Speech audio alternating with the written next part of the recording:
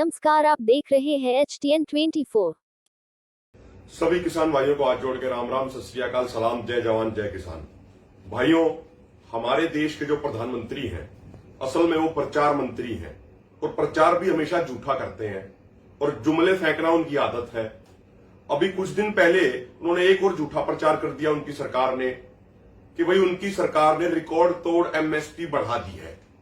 लेकिन उनके एमएसपी बढ़ाने के दावों की हकीकत क्या है, ये किसानों के साथ साथ हर भारतीय को समझना बड़ा जरूरी है। थोड़ी कुछ बेसिक चीजें आपको बताते हैं। 2007 में स्वामीनाथन आयोग की रिपोर्ट आई और उस रिपोर्ट ने 3 चीजों का जिक्र किया, A2+FL और C2। ये 3 चीजें थी, 3 टर्म दी गई और इन 3 टर्म के अनुसार फसलों की लागत मूल्य निकाली गई। A2 के अंदर आता है खाद का खर्चा, बीज का खर्चा, यूरिया खर्चा, दवाइयों का खर्चा। A2+FL के अंदर आता है इन सभी खर्चों के अलावा फैमिली लेबर भी।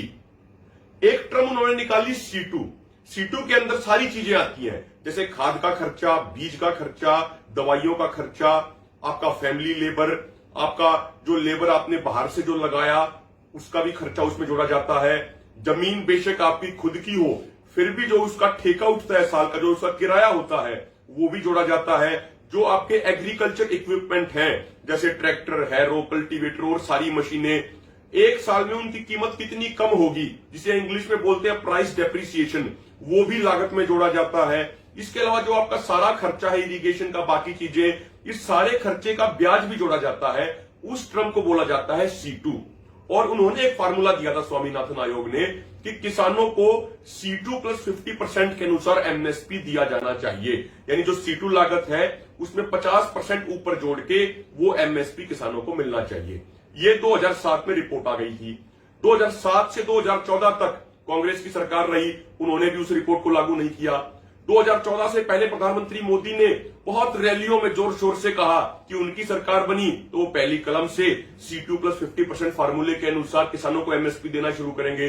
लेकिन इनकी सरकार ने 2015 में सुप्रीम कोर्ट में एफिडेविट दे दिया कि इनकी सरकार C2 + 50% फार्मूले के अनुसार फसलों का एमएसपी किसानों को नहीं दे सकती।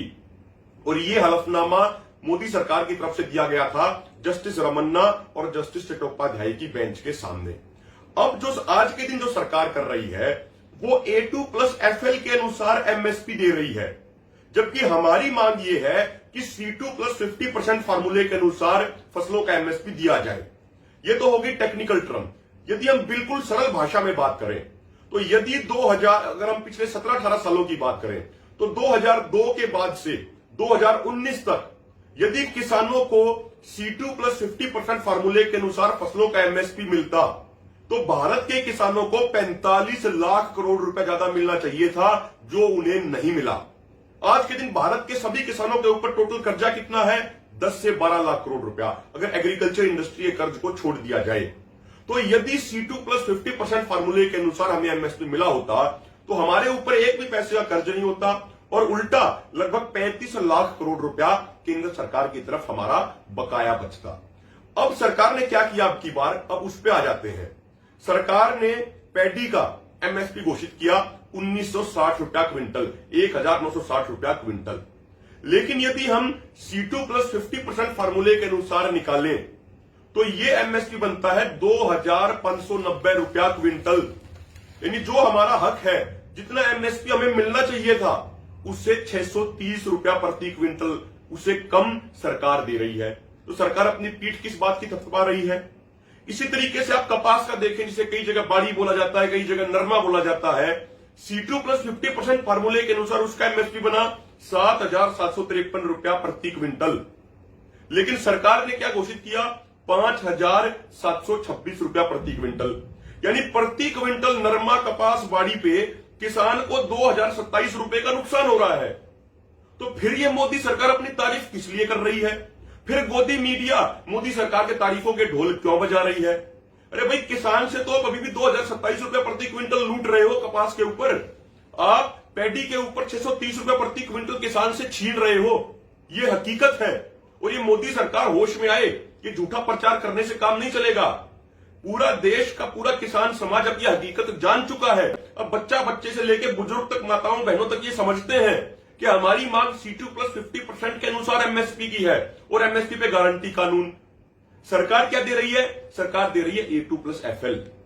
और 2014 के लोकसभा चुनाव से पहले प्रधानमंत्री मोदी ने खुद C2 प्लस 50% के अनुसार एमएसपी देने का वादा किया था। और 2011 में जब ये मुख्यमंत्री मोदी होते थे तो कंज्यूमर अफेयर कमेटी के चेयरमैन होने के नाते इन्होंने एक रिपोर्ट सबमिट कराई थी उस समय के प्रधानमंत्री डॉक्टर मनमोहन सिंह जी को। और उसके पॉइंट नंबर B3 में खुद इन्होंने लिखा था कि किसानों के लिए एमएसपी गारंटी कानून होना चाहिए। लेकिन आज 2021 में किसान भी वही मांग कर रहे हैं और प्रधानमंत्री मोदी की प्रमोशन होकर मुख्यमंत्री से वो प्रधानमंत्री बन गए। लेकिन अब अपनी बात से ही पलट रहे हैं। कभी वित्तीय घाटे का रोना रोती है इसकी सरकार इनकी, या कभी कुछ और रोती है। दूसरी बात मेरे भाइयों, एक सवाल यह भी उठता है कि एमएसपी तो घोषित कर दिया, लेकिन एमएसपी कितने किसानों को मिलता है? बहुत सारे राज्य तो भारत में ऐसे हैं जहां के किसानों ने एमएसपी शब्द सुना ही नहीं है। इसलिए हम ये बात कहते हैं कि एमएसपी की गारंटी का कानून बनाया जाए जो पूरे देश में यूनिवर्सल तरीके से लागू हो। हर फसल पे एमएसपी की गारंटी का कानून हो। और एक और चीज जो हमें ध्यान रखने योग्य है, 2014 से पहले जब बीजेपी के लोग विपक्ष में होते थे और अंतर्राष्ट्रीय मार्केट में क्रूड ऑयल की कीमत $100 प्रति बैरल से भी ज्यादा थी, तो उस समय ये भारत में पेट्रोल डीजल की कीमतें कम कराने के लिए प्रदर्शन करते थे। आज इंटरनेशनल मार्केट में लगभग $63 प्रति बैरल के आसपास क्रूड ऑयल की कीमत है। और मोदी सरकार के सत्ता में आने के बाद तो एक समय इंटरनेशनल लेवल पे क्रूड ऑयल की कीमत $30-35 प्रति बैरल तक पहुंच गई थी। लेकिन उसके बावजूद इन्होंने भारत में पेट्रोल और डीजल की कीमतें बढ़ा दी। 2014 के अंदर जब पेट्रोल की कीमत ₹71 प्रति लीटर थी, उस समय बेस प्राइस था ₹47 और सेंट्रल गवर्नमेंट जो टैक्स लेती थी वो था ₹10 प्रति लीटर। अगर बात करें फरवरी 2021 की एक डाटा आया है, उस समय तेल की कीमत, पेट्रोल की कीमत ₹90 प्रति लीटर थी। आज के दिन तो कई शहरों में पेट्रोल ने सैकड़ा मार दिया। फरवरी 2021 में जो तेल है उसका बेस प्राइस है वो ₹32 प्रति लीटर, लेकिन सेंट्रल गवर्नमेंट का टैक्स ₹10 से बढ़ के हो गया ₹32।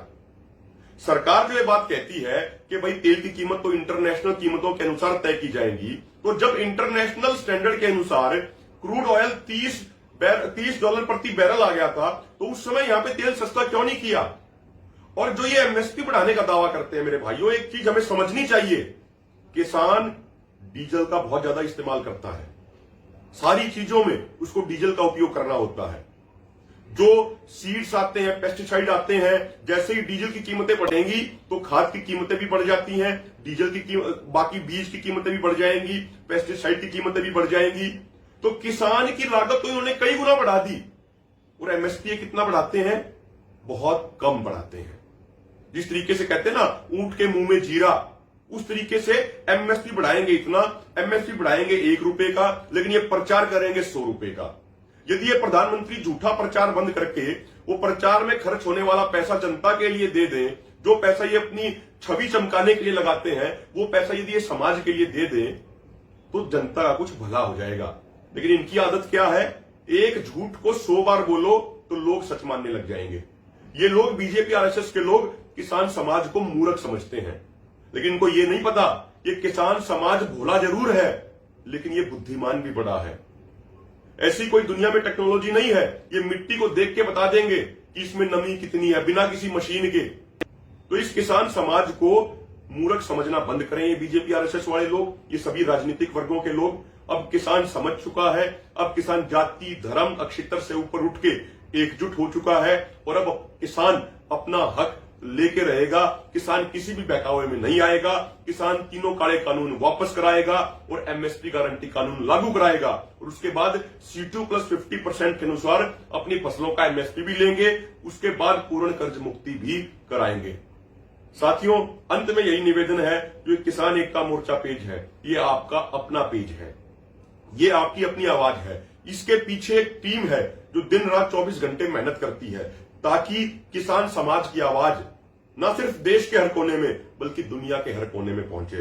तो पूरी इस टीम का आप सहयोग करते रहिए और सहयोग का सबसे बढ़िया तरीका है इस पेज को सबसे अधिक से अधिक शेयर कीजिए, वीडियोस को अधिक से अधिक शेयर कीजिए। आपके सुझाव हो बेहतर के लिए वो कमेंट में आप डालिए। इतना प्यार आप देते रहिए ताकि इस टीम का भी जो दिन रात मेहनत करती है, धूप में, रात में, चाहे बारिश हो, इसका भी हौसला लगातार बढ़ता रहे। धन्यवाद। जय जवान जय किसान। खबरों से जुड़े रहने के लिए सब्सक्राइब करें आपके अपने चैनल HTN24 को।